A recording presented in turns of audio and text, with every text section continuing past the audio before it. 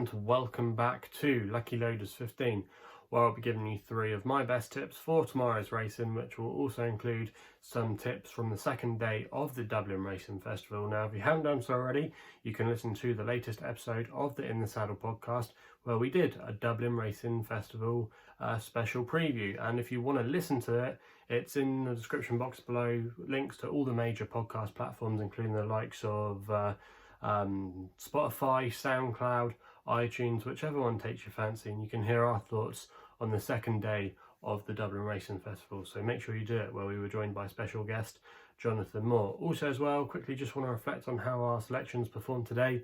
A mixed bag for us in the end. My nap of the day was Franco Deport, who I think did quite well in the end to finish in second.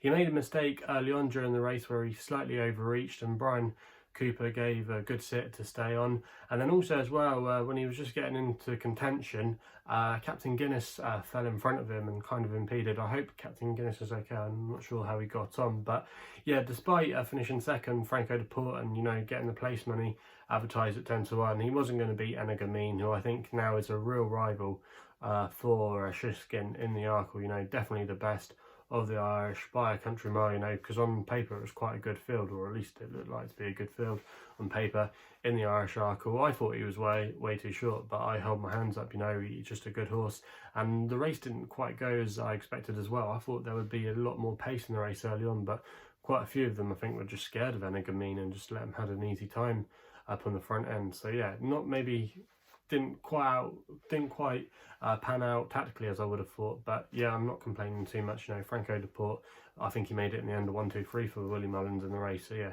not a bad start there. And the other selection that gave us a bit of profit today was the Longshot Tiger Tap Tap.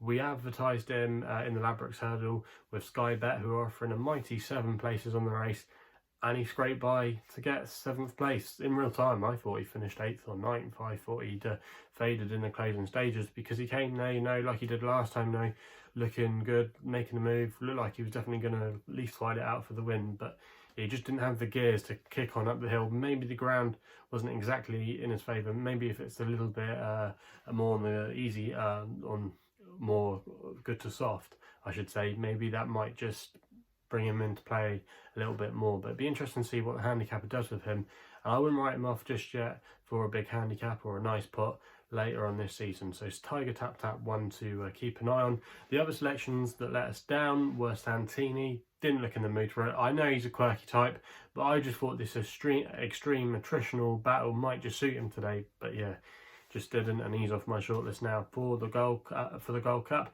The other horse that disappointed today was Saint Xavier in the Edinburgh National. He pulled up before the end of the race, and Return Ticket was our other selection. If you backed that horse, you would have got your money back because it was declared to be a non-runner. So yeah, not a bad day today. A bit of a mixed bag, but yeah, hopefully we can have a better day tomorrow. But to be fair, I'm not complaining. It's been a good start to February, but hopefully we can get back amongst the winners tomorrow. So like I said at the top of the video, 3 tips for tomorrow's racing, and let's get stuck into them then. So we're going to go to the 140 at Leopardstown tomorrow for the Spring Juvenile Hurdle, Grade 1, often a Triumph Hurdle trial really, and thrown up some good horses over the years, but it's cut up a little bit this year, and Quilixalos is the favourite for Gordon Elliott. But even though, yes, he was good early on in the season, I'm going to be taking him on tomorrow with the second favourite in the race, and that's Youmdor for Willie Mullins and Paul Townend in the colours of the McNeil family. Now, I actually backed Youmdor last time out, where he looked like he was absolutely cruising, and he was going to win, but he unseated Paul Townend at the last. And even though on his debut he had been a little bit iffy at a couple of his hurdles, I thought he jumped much better in the main until he made that mistake at the last.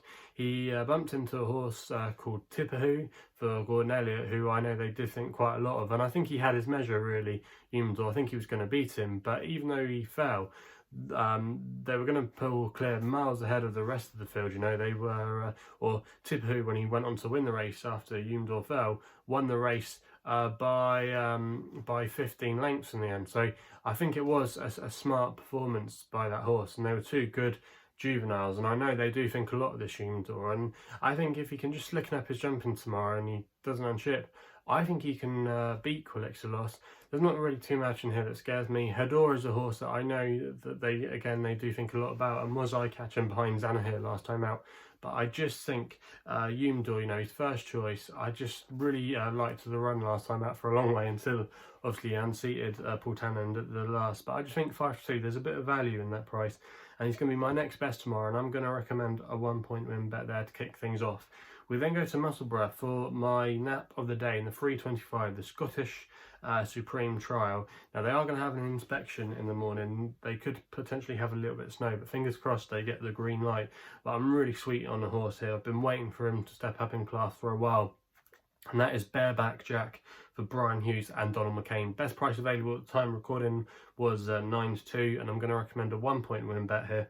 Now I do think this horse could be the real deal and could be potentially a surprise package at one of the spring festivals in a Grade 1 this season. Now obviously appreciate it on the other side of the RC. We'll get to see him tomorrow, and he definitely is the best horse over this trip from the novice division anyway, in Britain or in Ireland. But Bareback Jack is one I think just been going under the radar. I actually backed him on his first run for Donald McCain. He won over the course and distance at Musselburgh really impressively, beating a horse of Fergal O'Brien's, who they do think quite a lot of. I know they think he's at least a 130 horse, and he beat him quite comfortably really that day. And the form of that race worked out not too badly, because there's a horse back down the field in 5th place. He won a handicap of a mark of 117, and he was about 20 lengths behind Bareback Jack.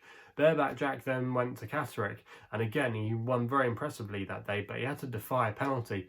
But he was even better. He jumped really well. There was a few spectacular leaps in there, you know, and he never really got out of second gear, and he won very, very well. That was in soft ground, so that shouldn't pose a problem to him. I know Donald McCain says he's a bit concerned about the ground, but I wouldn't be too concerned about the ground for him, because if you actually look at his point to point, that was quite testing conditions when he won at Punchestown when he was over in Ireland. So yeah, Bareback Jack, I think he looks a really classy individual, and that form I should mention that Catterick hasn't worked out too bad. I know the second horse of Amy Murphy's didn't run so good at Fakenham, but the third horse of DJ Jeffries has run okay at Fakenham, and he's got a rating of 120, and he was miles behind Bareback Jack. So on what Bareback Jack's achieved so far over his 2 runs over hurdles, I would at least say he's a high 130 horse, and he hasn't really been asked to do much in my opinion, and I think he's a class above really a lot of these. I know Third Time Lucky does have some nice form, and I know the Skeltons do think really highly of him, but Bareback Jack is a horse that I'm really excited about. He does have an entry for the Supreme Hurdle, and I think he could surprise a few people tomorrow. And it's not that long ago that Donald McCain had some nice 2-mile novice hurdlers on his hands, you know, when he had the likes of Peddler's Cross and Cinders and Ashes, you know. Yeah, it's not that long ago. So yeah, Bareback Jack for me at 9-2. I think he's a rapid improver and is one not to be underestimated. So that's why I'm going to be putting him up as my nap of the day in the 3:25 at Musselburgh, the Scottish Supreme Novice Hurdle. And like I said, he's available at 9-2, and I'm going to recommend a 1-point win bet. We then go my extra tip of the day, which runs in the 4:10 at Leopardstown with a horse called Treacyenniscorthy for Kevin Broder and Robert Widger. And you currently back this horse at the time recording at 7-1 with Skybet, Paddy and Betfair. Loads of firms going 7-1. They're on offer in 6 places, and I'm going to recommend a 1-point each way selection here.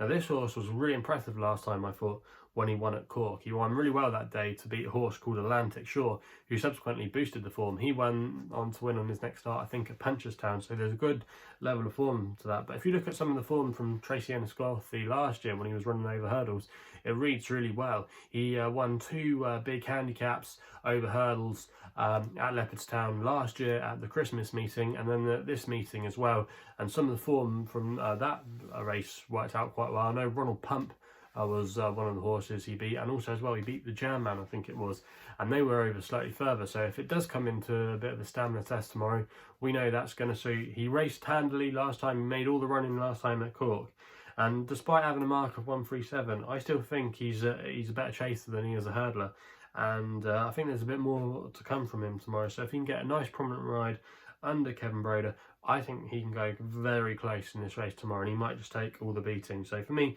Treacyenniscorthy is going to be my extra tip of the day, and he runs in the 4:10 at Leopardstown. So that's all I've got to say, really. So if you haven't done so already, please hit the subscribe button hit the subscribe button and the thumbs up button here to my YouTube channel. Really appreciate all the support you give me, and also as well, subscribe if you want to see more videos here on my YouTube channel. Also as well, let me know in the comments box below what you are going to be backing on the second day of the Dublin Racing Festival.